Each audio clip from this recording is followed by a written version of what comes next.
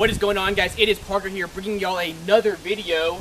As promised in one of my previous videos, I picked up the SKAR VXF for y'all. It is another sub right under that $300 mark. So we're going to be checking it out, seeing how it does, running a bunch of tests on it, and see if it's as good as everybody seems to make it out to be, guys. Stay tuned.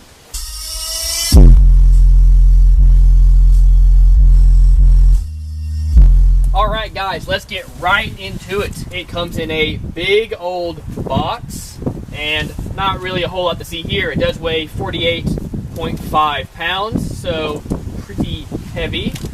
But let's get right into it, get it out of this box. Of course, it comes with the SKAR decal, and it comes with the user manual. This has some dimensions for the box. And then back here we have some of the specs. It is 1500 watts RMS, 3000 max.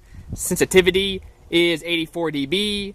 Frequency response is 32 to 300. Then of course I have a paper cone. The dual 4 ohm, the actual resistance is 3.6 ohms. Nice they tell you that. The FS is 32 hertz.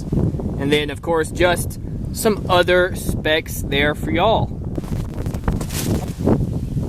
Take a look at this monster, guys. Of course, you're going to notice just the huge motor, and then of course the TI basket, and the big old surround and dust cap. Well, let's get a little closer look up at it and see what all we got. Alright guys, super excited to have this sub. Ever since I first saw it, I knew I wanted one. They do look really, really impressive. So, we're of course just going to go over it. Starting out at the top here, we have a really big fat dust cap. Just makes it look really cool. And it's definitely stiffer than the one that was on the ZVX, so that's good. We have a nice fat surround on here. You might consider it a Mega Roll surround. And then we have really, really stiff paper cone, so that's awesome. Coming around to here, super basic normal gasket. And then of course we have the TI frame. Now I've heard a lot of people say that they are worried about this frame because it is kind of thin. And I can see why they would be concerned with that if you were in a really bumpy car or something. I have heard people say they've been worried about it cracking. That being said, I don't really know anyone who said they've actually had one crack. But it is something to note that the basket is a little bit on the thinner side. We then have 2 spiders. We have really big old terminals and nice flat tinsel leads, and of course are sewn into the spider. Now, one thing I did notice, these terminals, they're not straight. I guess just in a rush when they put them together. You know, of course, you are getting a really affordable, kind of more budget, pretty big sub. These are a little straighter, but they're not perfect. Of course, you're not going to get, you know, sundown quality or anything like that out of this sub, but would like to see them straight. Again, not a huge issue. We do have plenty of glue over the screws that hold the basket to the motor, so don't got to worry about that backing out. Then we have this big old 3-inch coil. It does have a copper coil with the just a clear glue on it. I do wish it had the really high heat black glue that's on the ZVX. Coming down to the bottom, really just big old massive motor, very clean looking. We do have center venting and pole venting to really allow it to dissipate some heat. And of course, plenty of venting here to let it dissipate heat as well. Now the one issue with this design is this is totally open, so dust and any crap you have could get down in there and get into the coil if you're not being careful. If you have a really, really dirty, messy car, maybe this is not the sub you'd want to go with for that reason, because that could lead to sub failure. Well guys, enough of me yapping. Let's get my ZVX out of this box so we can put this guy in there, and we're going to start testing it, letting it break in, and see how it does.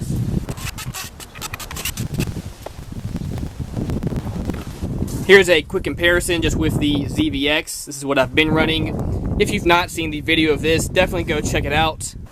Overall, this sub does great and takes a ton of power, so I've really enjoyed having it. But just to get y'all a quick comparison so y'all can just kind of see, Now, we'll be making a full comparison video of these two here soon, so definitely stay tuned for that, guys. That'll be awesome. I know a lot of people, what they've said is that the ZVX is more about getting loud and SPL and whatnot, whereas the VXF is more about getting a little lower and just having better overall quality of music. And I will definitely say the ZVX, when it came to quality, it doesn't have any, you know. It'll get loud, but not great for quality whatsoever. So again, we're gonna see if this really improves the quality wise, and maybe it'll get a little bit lower. Anyway, guys, let's get this bad boy in the box and get to testing it out.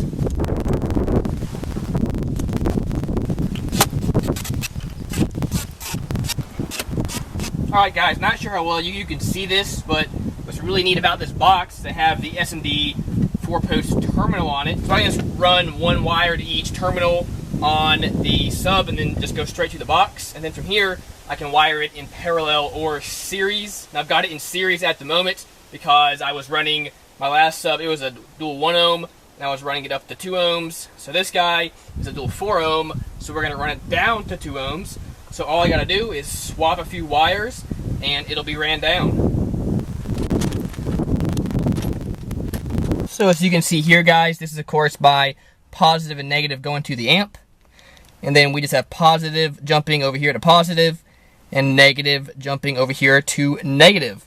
Alright guys, we're gonna let this thing break in a little bit and then we'll start doing some tests to see how it sounds and to see how much power it can take and how loud it can get. Stay tuned. Well guys, I've had this thing in here now for about a week and it is doing awesome. So I think it's time to go ahead and test it out for the video.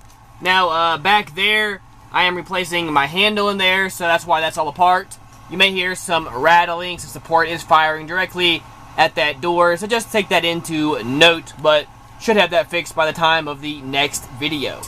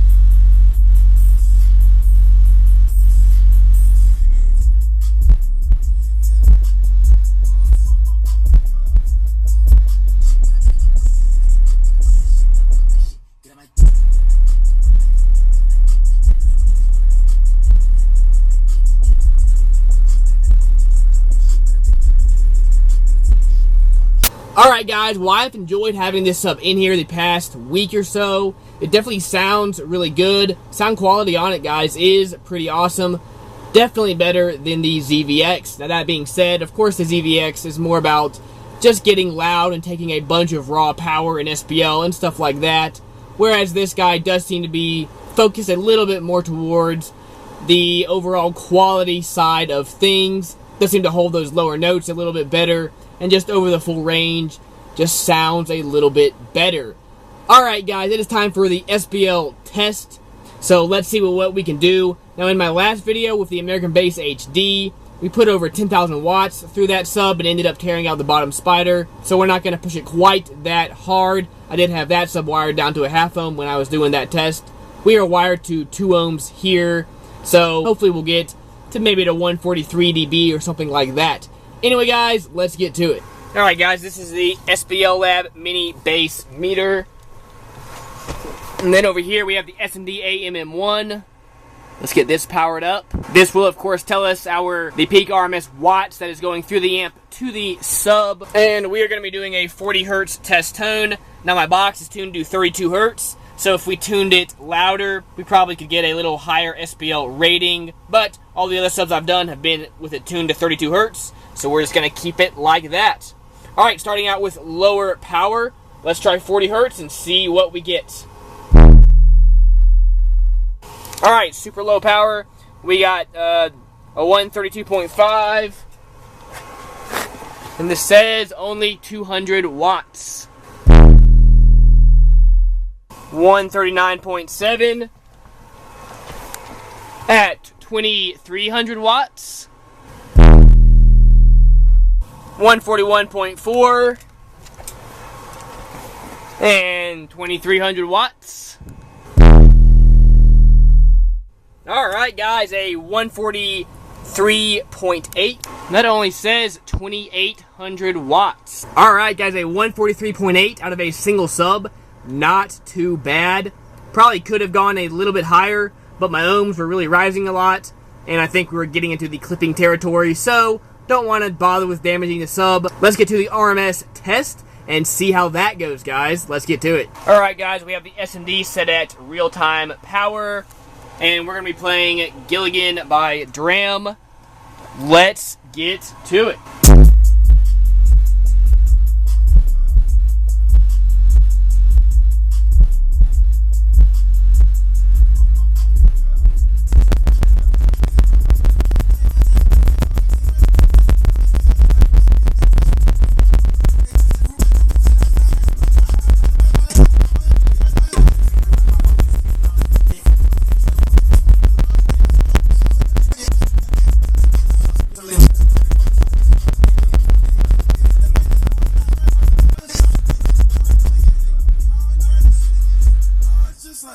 Well guys, that song is right at 3.5 minutes, just like all the other songs I normally do when I do these tests, and it went through it no problem. It didn't even smell it. So the 1500 watts RMS does seem to be a good rating in my opinion, at least from a musical standpoint. Overall, pretty impressed with this sub. It does take some pretty good power, big old beefy sub, and it sounds really pretty good overall, guys. I definitely was very impressed. Well guys, let me know what y'all thought of that sub. I really liked it.